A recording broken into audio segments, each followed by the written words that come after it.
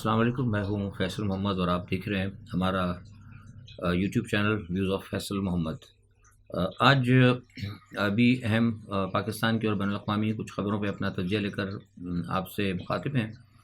اور آج آپ کو پتہ ہے کہ جنگ بندی کا آخری روز تھا اور آخری لمحوں میں ایک دن کی اور جنگ بندی جو ہے اس میں توسیع کر دی گئی ہے۔ اس کی وجہ کچھ یہ ہے کہ عالمی سطح پر کچھ رہنماؤں کا دباؤ آ رہا ہے، اور اقوام متحدہ کے سیکرٹری جنرل نے بھی آج ٹیلی فون پر کئی رہنماؤں سے بات چیت کی ہے، اور ان کو بھی کہا گیا ہے کہ وہ اس معاملے کے اندر اپنا کردار ادا کریں۔ اور اینتھونی بلنکن بھی رام اللہ گئے ہیں اور انہوں نے جا کر اسرائیل کے وزیر اعظم سے بھی ملاقاتیں کی ہیں، اور اب یہ کوشش کر رہے ہیں کہ اس جنگ بندی کو کہیں تھوڑا سا طویل کیا جائے۔ اس کی وجہ میں کل آپ کو بتا چکا ہوں کہ امریکہ جو ہے اس وقت اس کو ڈیفیٹ ہو رہی ہے، کیونکہ بنیادی طور پر اگر امریکہ یہ جنگ نہ شروع کرتا یا امریکہ کی اگر حلہ شیری نہ ہوتی تو یہ کبھی بھی اسرائیل یہ اتنا بڑا حملہ نہیں کر سکتا تھا، اور یہ غزہ کے اوپر وحشیانہ ٹھیک ہے اگر ان کی طرف سے ہوا تھا تو کچھ ایک واجبی سا معاملہ ہوتا تھوڑا سا، لیکن جس طریقے سے اس نے ایک سول اسٹرکچر کو تباہ کیا اور شہریوں کو شہید کیا، 18-19 ہزار کے قریب وہاں پہ شہادتیں ہو گئیں، بچے بھی مارے گئے، اسپتالوں پہ، کیمپوں پہ، اسکولوں پہ کوئی جگہ نہیں دیکھی، جس طریقے سے وحشت اور دہشت گردی کا جو ایک ٹریل جو فلم جو چلی ہے وہ سب امریکہ کے کہنے پہ ہوئی تھی۔ اب چونکہ امریکہ پڑا کمزور یوکرائن کے مسئلے پہ، اس نے دیکھا کہ روس آگے بڑھ رہا ہے، وہاں سے اسے شکست ہو رہی ہے، پھر یہاں پہ اس نے دیکھا کہ شروع میں جیسے کہ اس نے یورپ کو ساتھ لیا تھا یوکرائن کے اندر، وہ یہاں بھی ساتھ لے کے آ گیا تھے۔ آپ نے دیکھا تھا شروع کے اندر یورپ کے تیور کیا تھے، لیکن جیسے ہی معاملات بدلے اور پھر حالات نے پلٹا کھایا، روس نے اور ایران نے اور چائنا نے، جب دوسرے ملکوں نے اس کے اندر اپنے دخل اندازی کی اور حالات کو جب سامنے اصل حقائق آئے تو پھر یورپ نے بھی تھوڑا سا آنکھیں دکھانی شروع کر دیں، تو یہاں پر آ کر امریکہ کمزور ہوا، اس کی اپنی فائنینشیل پوزیشن کمزور ہوئی، دفاعی معاملات کو نظر آتے، جیسا جس کی ساری تفصیل میں نے کل کے ویلاگ میں دی ہے۔ تو اب اس تمام صورتحال کو دیکھتے ہوئے امریکہ جو ہے پیچھے ہٹا، اور اسی لیے آج وہ اینتھونی بلنکن نے اسرائیلی وزیر اعظم سے ملاقات بھی کی، اور میں نے اسے بتایا کہ اور بھی کئی لوگوں سے ان کے وہاں پہ رابطے ہوئے ہیں۔ بہرحال اب صورتحال یہ ہے کہ ان کو اب کہیں نہ کہیں جا کے سوچنا پڑے گا امریکہ کو کہ بھئی اب اس کا کوئی نہ کوئی ہم حل نکالیں، اور حل جو ہے وہ یہی ہوگا۔ کیا ہوگا حل؟ کہ دو ریاستی جو ایک ہے اس کا واحد حل، اس کے اوپر ان کو آنا پڑے گا۔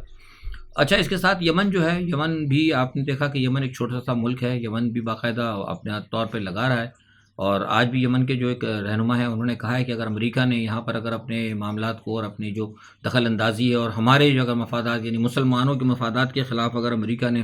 اگر اس میں کوئی مطلب اپنا کام نہیں کیا تو پھر ہو سکتا ہے کہ پھر ہم جو ہے اپنے مزید جو ہے ہم امریکہ کو بھی اس کا سبق سکھائیں گے۔ بہرحال ایک چھوٹا سا ملک ہے، لیکن بہرحال حوصلہ تو ہے۔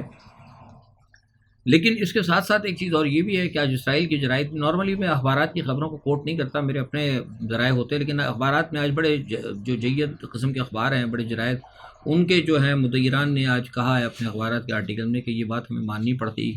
کہ جو مسلمانوں کی جو مزاحمتی تنظیمیں ہیں، مثال طور پر حماس ہو گیا، حزب اللہ ہو گیا، یا انصار اللہ وغیرہ جتنی بھی تنظیمیں ہیں لبنان کی، ان لوگوں نے واقعی اسرائیل کو بڑا ٹف ٹائم دیا ہے، اور ہم توقع نہیں کر سکتے تھے کہ اسرائیل جیسا ملک جس کے پاس دنیا کے سب سے زیادہ سوفیسٹیکیٹڈ وار ویپنز ہیں،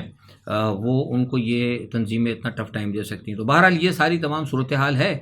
جس کی وجہ سے ہمیں لگتا ہے کہ اسرائیل کا اور امریکہ کا جو ہے نا اس خطے کے اندر جو ان کی جو پالیسی ہے وہ پٹنا شروع ہو گئی ہے۔ اب دیکھتے ہیں آئندہ آنے والے دنوں کے اندر یہ معاملہ کہاں تک جاتا ہے، لیکن اس کو اتنا آسان بھی میں سمجھتا ہوں نہیں ہوگا کرنا، کیونکہ اسرائیل جو ہے بہرحال کہیں نہ کہیں وہ اپنی شرارت ضرور دکھائے گا، کیونکہ جیسے میں نے کہا تھا کہ ان کا تو پلان یہی ہے کہ اسرائیل کے بعد آگے جو ہے عالمی معاملات پر اپنی گرفت کمزور کرنا، تو بہرحال پھر کہتے ہیں کہ چور چوری سے جائے، ہیرا پھیری سے نہ جائے، تو اس کے اوپر بہرحال نظر رکھنے کی ضرورت ہے۔ اچھا، اسی دوران ایک جو چائنا نے جو کوشش کی تھی ایران اور سعودی عرب کو لانے کی، اس میں بڑی کامیابی ہوتی نظر آئی۔ مزید کامیابی یہ ہے کہ دو بڑے رائیولز جو ہیں وہ اب نہ صرف قریب آئے ہیں بلکہ وہ تو ان کے درمیان اب سنا ہے کہ وہ دفاعی معاہدہ ہونے جا رہا ہے، تو میں سمجھتا ہوں ایک بہت بڑی انقلابی چیز ہے۔ یہ بلا شبہ اور مزید جو ہے امریکہ کی پریشانی کا باعث بنے گی، اور دوسری جانب یہ کہ شمالی کوریا نے بھی آج امریکہ کو دھمکی دے دی ہے، اور اس نے اب جو سیٹلائٹ پروگرام جو تھا پہلے شمالی کوریا کا ناکام ہوا تھا، اب اس کا سیٹلائٹ پروگرام بھی کامیاب ہو گیا ہے، اور اس نے امریکہ کے تمام فوجی اڈوں کی تصاویر اس نے اتار لی ہیں اور کہا ہے کہ ابھی تمام اڈے جو ہیں ہمارے میزائل کی زد میں ہیں، اور انہوں نے تصویریں جاری کر کے کھلے عام امریکہ کو دھمکی دی ہے۔ اس نے کہا کہ امریکہ اگر اپنے بدماشی سے باز نہ آیا تو پھر ہم جو ہے نا تو تیار رہے، ہمارے پاس اس کے تمام اڈوں کی تصاویر اور ساری معلومات آ چکی ہیں۔ تو یہ ساری معلوم جو چیزیں نا یہ امریکہ کو نا گھیرے میں لے رہی ہے اور امریکہ کی پریشانی کا باعث بن رہی ہیں۔ اچھا، اسی طرح امریکہ کی جو پریشانی جو ہے ساتھ میں بھارت کی بھی پریشانی شروع ہو گئی ہے۔ ابھی حالیہ دنوں میں آپ کو پتہ ہے کہ وہ 8 ان کے جاسوس پکڑے گئے تھے، اور ان کو تقریباً 100% اس میں سے کنفرم ہو گیا تھا کہ یہ ان کو سزائے موت ہونی ہے۔ ہی تو ان کی تعداد کو 11-12 کے قریب، لیکن 8 کے بارے میں کہا جا رہا ہے کہ 8 تو 100% جو ہے وہ مطلب وہ گلٹی ہیں تمام صورتحال میں۔ تو اب وہ ساتھ ہی ساتھ میں ایک اور یہ بھارت کا کی جو ایک اور جو پلاٹ تھا ان کا، جو یہ باہر کے ملکوں میں جا کے ایسیسینیٹ کرتے ہیں رہنماؤں کو اور اپنے مخالفوں کو، اس کا جو ہے سارا پلان کامیاب جو انہوں نے کروایا تھا اپنے طور پہ، انہوں نے ایک اس کو قتل کروا دیا تھا ایک سکھ رہنما کو، تو اپنے طور پہ تو بڑے کامیاب تھے، وہ بڑے خوش تھے، لیکن ان کو پتہ نہیں ہے، ان کی ایجنسی کو بھی پتہ نہیں تھا کہ وہ جس طریقے سے وہ جو کام کروا رہے تھے، جس کے ذریعے کروا رہے تھے، وہ سب جو ہیں ان کی ایجنسی کے لوگ تھے، اور ان کی تمام باتیں، تمام چیزیں، کس کس سے بات کی، کہاں گیا، کس کو پیسے دیا، کیا منی ٹریل تھی، اور کس کو انہوں نے قتل کرنے کے لیے انہوں نے جو پیسے دیے تھے۔ ایون ان کو یہ تک نہیں پتہ بھارتی ایجنسی کو کہ ہم جس کے ذریعے سے قتل کرنے کے جس کو ہم پیسے دے رہے ہیں، جس کے ذریعے ہم یہ کام کروا رہے ہیں دہشت گردی، وہ امریکن ایجنسی کے لوگ ہیں، اور یہ بھارت کی ایجنسی کا حال ہے۔ تو اب اس سے آپ اندازہ لگا سکتے ہیں کہ بھارت کی راہ کا جو بڑا شور شرابہ تھا کہ راہ بڑی کامیاب جا رہی ہے، بڑی کامیاب ہے دنیا کی۔ ٹھیک ہے، بھارت اس وقت اپنا اکنامیکل طور پر کامیاب ہو رہا ہے، لیکن ساتھ میں مودی صاحب بھی کہہ رہے تھے کہ ہماری راہ بڑی کامیاب ہے، اور میں نے ان کے کچھ لوگوں کے بڑے تجزیہ نگاروں کی باتیں بھی سنی تھی، وہ کہتے ہیں جی ہم تو جب چاہیں جہاں چاہیں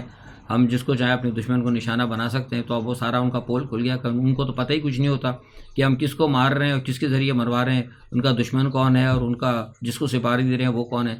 تو یہ بہرحال بھارت کے لیے ایک بہت بڑی سکی کا باعث ہے، اور میں سمجھتا ہوں کہ بھارت پہ اس کا بھی بڑا دباؤ آئے گا۔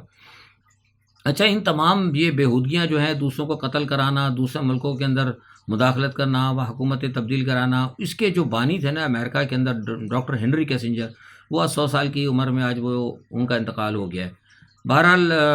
وہ ایک واحد ایسی شخصیت تھے جو کہ نہ صرف سیکرٹری آف اسٹیٹ بھی رہے، اور ڈپلومیٹ کا بھی انہوں نے کردار ادا کیا، اور ان کے پاس بہت سارے پورٹ فولیوز تھے، اور اس کے علاوہ یہ کہ انہوں نے مطلب کئی جگہ جنگوں کو اور جدال، مار کاٹ، اور جسے کہتے ہیں نا کہ دہشت گردی کے حوالے سے اپنے مخالفوں کے لیے، ان کو نیچے دبانے کے لیے، ریاستوں کے اندر تختہ الٹنے کے لیے جتنے بھی سارے مطلب جو غلط قسم کے کام تھے ان کے وہ موجد مانے جاتے ہیں، اور ان تمام چیزوں میں وہ ماہر مانے جاتے ہیں۔ جنگی جرائم کرنے کے باوجود ان کو نوبل پرائز ملا، اور اب وہ اللہ تعالیٰ کی اس وقت پاس موجود ہیں، اب ان کو وہاں جا کر جواب دینا پڑے گا کہ جو نوبل پرائز انہوں نے لیا ہے زمانے کے اندر جو، اور زمین پر، اور زمانہ اپنے جب کہ ان کو ایک عزت ملی تھی، جب کہ ان کا ایک نام تھا، انہوں نے کیا کیا خلق خدا کے ساتھ، اور اس زمین پر انہوں نے کتنا فساد مچائے، اور کتنے لوگوں کے لیے انہوں نے مصیبت کا سامان پیدا کیا۔ یہ بہرحال اب یہ ان کے لیے ایک نیا ایک معاملہ ہے۔ بہرحال کہنے کی جو بات ہے وہ یہ ہے کہ ہنری کیسنجر واحد ایک ایسا باپ تھا جنہوں نے امریکہ کے اندر جو ہے سیاست کو، میں سمجھتا ہوں میرے نزدیک، یہ میرا ذاتی تجربہ ہے، یا تجزیہ بھی کہہ سکتے ہیں آپ اسے، کہ ہنری کیسنجر نے بین الاقوامی معاملات کو اور سیاست کو اور سفارت کو خراب کرنے میں ایک بہت بڑا واضح کردار ادا کیا تھا۔ تو دنیا انہیں شاید ہو سکتا ہے اچھے الفاظ سے یاد نہ کرے، لیکن بہرحال امریکہ کے لیے وہ ایک بہت بڑا اثاثہ تھے، کیونکہ ان امریکہ کے لیے وہ کام کرتے تھے۔ اچھا، دوسرا ایک بات یہ ہے کہ اس تمام صورتحال کے اندر میں نے جسے کہا کہ یہ جو معاملات چل رہے ہیں اس وقت پاکستان کے اندر بھی امریکہ کے ساتھ معاملات بھی چل رہے ہیں۔ آپ نے دیکھا کہ میں نے کل گزشتہ دنوں بھی بتایا تھا کہ پاکستان کی جو موجودہ حکومت ہے وہ مسلسل طور پر اس وقت وہی امریکی جسے کہتے ہیں کہ پالیسیز کو ابھی تک ٹو کر رہی ہے، اور امریکن کے سارے جو معاملات ہیں وہ ابھی تک یہاں پر مسلسل ان کو فالو کیا جا رہا ہے، جبکہ ساری دنیا کے اندر آپ دیکھ رہے ہیں۔ کل بھی میں نے کہا تھا، آج پھر یہ کہہ رہا ہوں، بار بار کہتا ہوں تاکہ کچھ لوگ ہمارے چھوٹے سے ناچیز کو کچھ لوگ اہم سنتے بھی ہیں، تو یہی ہم ان کو بتانا چاہتے ہیں کہ اب یہ جو طاقت ساری دنیا میں پڑ رہی ہے، اس کے آگے جو ہے نا اس کی ٹوکری میں اپنے انڈے نہ ڈالیں تو زیادہ بہتر ہے۔ بات پاکستان کی چلی تو یہ بتا دوں کہ پاکستان کے اندر پی ٹی آئی کے حوالے سے آپ کو پتہ ہے کہ پی ٹی آئی کی چیئرمین شپ، یہ بات میں تو بہت پہلے بتا چکا تھا، کہتا نے اچھا تو نہیں لگتا، یہ چینل جو ہمارے مسلسل دیکھتے ہیں لوگ تو ہمیں ماننے کے لیے تیار نہیں ہوتے. ہم نے پہلے کہا تھا کہ عمران خان کے لیے کوئی اچھی چیزیں نہیں ہیں، ان کو چیئرمین شپ سے ہٹایا جائے گا. میں نے بتایا دی تھا الیکشن کمشنر نے کیا کیا معاملات کیے. خیر بہرحال عمران خان نے ایک اچھا کارڈ کھیلا، ٹرمپ کارڈ. انہوں نے ان کا نااہل کرنے سے پہلے انہوں نے خود ہی چیئرمین شپ کسی اور کو دے دی. لیکن اس تمام صورتحال کے اندر جو ہے نا موجودہ جو حکومت ہے، جو عبوری حکومت ہے، پتہ نہیں عبوری ہے کہ مستقل ہے، پتہ نہیں دائمی ہے، یہ تو آپ ہی کو کہنا چاہیے، مجھے دائمی حکومت ہی کہنا چاہیے میرے خیال سے شاید. تو یہ جو ہیں وہ لگے ہوئے ہیں پی ٹی آئی کے اندر جوڑ توڑ کرنے، اس کو توڑ پھوڑا کرنے میں، اور مختلف قسم کے لوگوں کو آگے کیا. شطرنج کے مہرے نہیں تو شے بچانے کے لیے تو ہر جگہ وہ اپنے اپنا کوئی نہ کوئی مہرہ، کوئی وکیل کی شکل میں ہوتا ہے، کوئی ان کے ہمدرد کی شکل میں ہوتا ہے، کوئی کسی اور شکل میں ہوتا ہے. تو وہ جو ہے جا رہے ہیں. اور آپ کو پتہ ہے پھر ایجنسی کا طریقہ ایسا ہوتا ہے کہ وہ تو پھر ہر جگہ پینیٹریٹ، جب ایجنسیز جب کام کرتی ہیں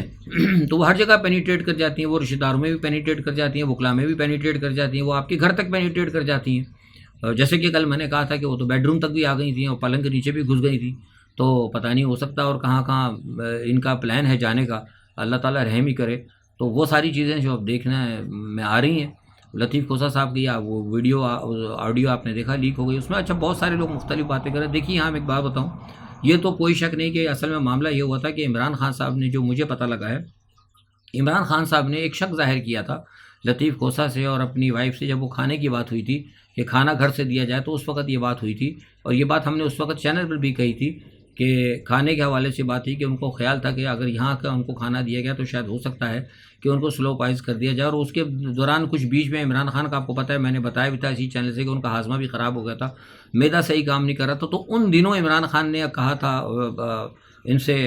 بشرا بیگم سے، کہ مجھے لگتا ہے کہ شاید کوئی ایسی گڑبڑ نہ ہو جائے میرے ساتھ، مجھے اچانک لگ رہا ہے کہ شاید کچھ گڑبڑ ہے، میرا کھانا بھی ہضم نہیں ہو رہا. تو پھر آپ کو پتہ ہے کہ ان کے معالج کو بھی بھیجا گیا تھا، اور پھر باہر انہوں نے کہہ دی کہ ایوری تھنگ از اوکے. تو یہ ان دنوں کی بات ہے. تو جب یہ بات ہوئی تھی تو انہوں نے پھر